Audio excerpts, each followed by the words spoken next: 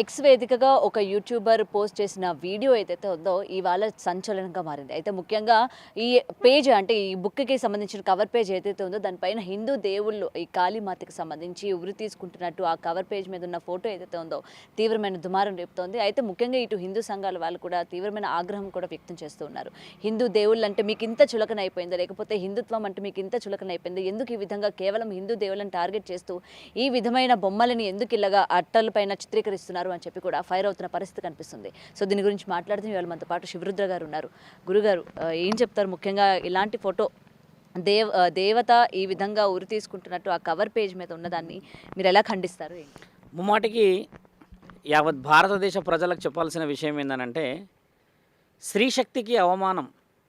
మన దగ్గర ఏంటంటే కాళికామాత చిత్రపటాన్ని పెట్టేసి దానికి ఉరి తీసినట్టుగా పెట్టడం అనేది సాక్షాత్తు జగన్మాత పార్వతీమాతకి అవమానం జరిగినట్టే. ఇలాంటి విషయాన్ని ఎట్టి పరిస్థితుల్లో నేను ఉపేక్షించబోను. ఎంత పెద్ద ఎత్తున కూడా ఎవరు వచ్చినా కూడా ఒక సంస్థలో ఒక చిత్రాన్ని ఆ విధంగా కాళికామాత యొక్క పటాన్ని పెట్టినందుకు అమెజాన్ అంటే అదొక వ్యాపార సంస్థ. దాంట్లో మనం అందరము చాలామంది చాలా విధాలుగా వ్యాపారాన్ని అభివృద్ధి చేశారు. అలాంటి సంస్థ ఒక భారతదేశం వాడైతే అలాంటి ఒక కాళికామాత యొక్క చిత్రపటాన్ని అంగీకరించేవాడా? ఈ విషయం తెలుసుకోవాల్సిన విషయం. రెండో విషయం ఏంటంటే ఖచ్చితంగా ముమ్మాటికి వేరే దేశస్థుడు కాబట్టి మన సంప్రదాయం శ్రీరాముడి ఆలయం కట్టిన తర్వాత జై శ్రీరామ్ అనుకుంటూ ఊరూర తిరుగుతున్న సాధు సత్పురుషులు మరియు మహాకుంభమేళ జరిగిన తర్వాత మన హైందవత్వం మీద చాలా పట్టుత్వం పెరిగిందని నాకు చాలామంది గతంలో చాలా వీడియోలలో కూడా చెప్పడం జరిగింది. దానికి రుజువులు కూడా ఉన్నాయి. అలాంటి సమక్షంలో మనలో ఉన్న ఐక్యతని, మనలో ఉన్న హిందుత్వాన్ని, ఈ బంధుత్వాన్ని ఖచ్చితంగా పెకిలిచ్చే ప్రయత్నం జరుగుతుందనే చెప్పవచ్చు. ఆ చిత్రాన్ని చూసి కాళికామాత అంటే అష్టాదశ శక్తిపీఠాలకి మహామూలమైన శక్తి. స్త్రీ శక్తికి ఎంతో విలువ ఉన్నది మన దగ్గర. కాబట్టి స్త్రీ శక్తికి ఎంతటి విలువ ఉన్నదో అనేది సింధూరం ద్వారా, ఆపరేషన్ సింధూర్ అని నరేంద్ర మోడీ గారు మొన్న నెల క్రితమే మనము ఈ సింధూరానికి ఉన్న గౌరవాన్ని చూయించిన తర్వాత ఆ సింధూరానికి అగౌరవపరిచే విధముగా ఆ చిత్రం రావడం ఎట్టి పరిస్థితుల్లో నేను ఉపేక్షించబోను. అమెజాన్ మీద కేసు వేయబోవడానికని నేను పొద్దున్న నుంచి చాలామందితో మాట్లాడుతున్నాను.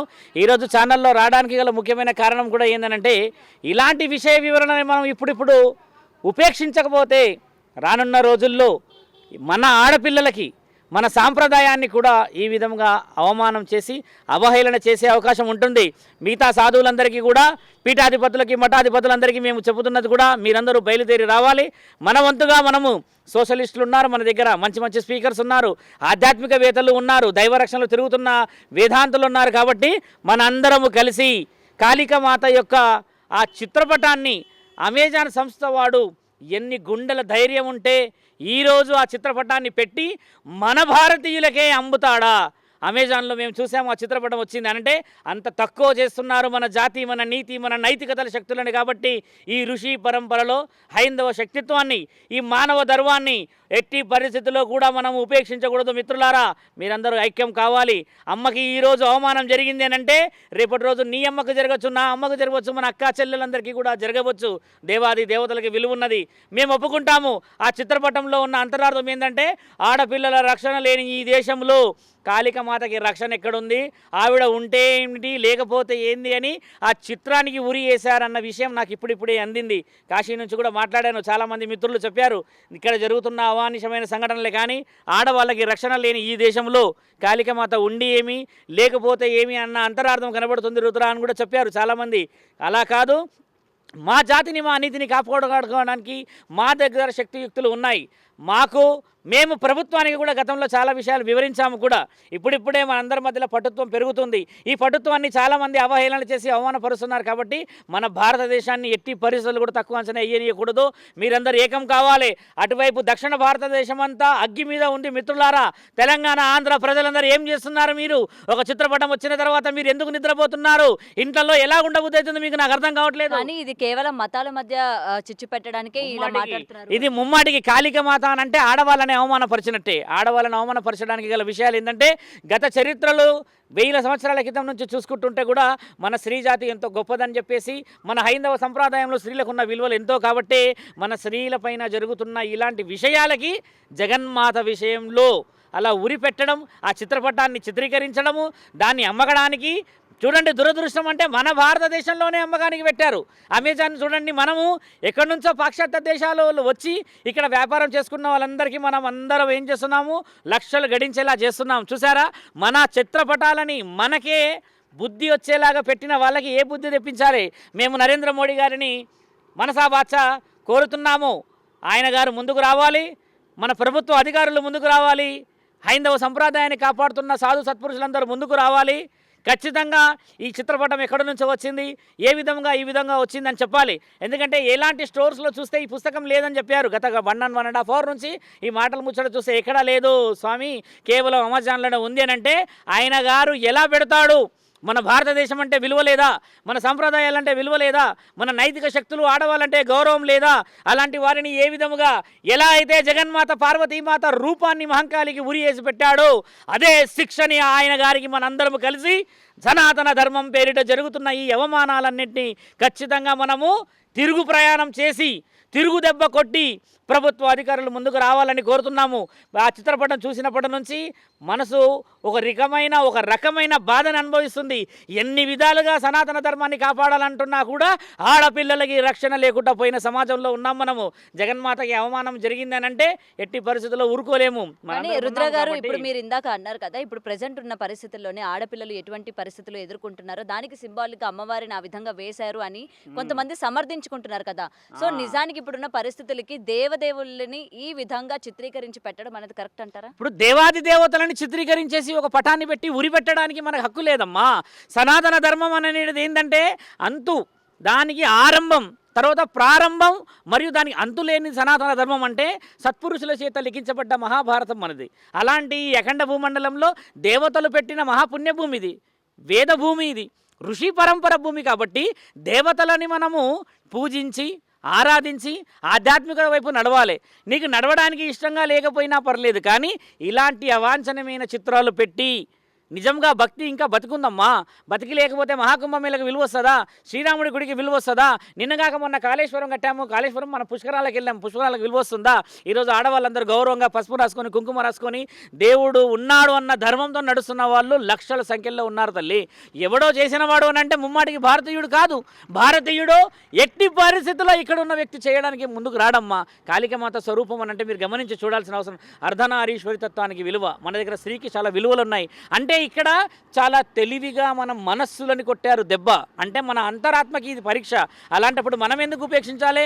అక్కడ నార్త్లో చాలామంది పెద్ద ఎత్తున నిరసనలు చేస్తున్నారు. మన దగ్గర మనం కూడా నిరసనలు ఎత్తకపోతే, ఇలాంటి చిత్రపటాన్ని మనం ఈరోజు ఉపేక్షిస్తే రేపటి రోజు ఇంటికే వచ్చి ఊరేస్తారుగా.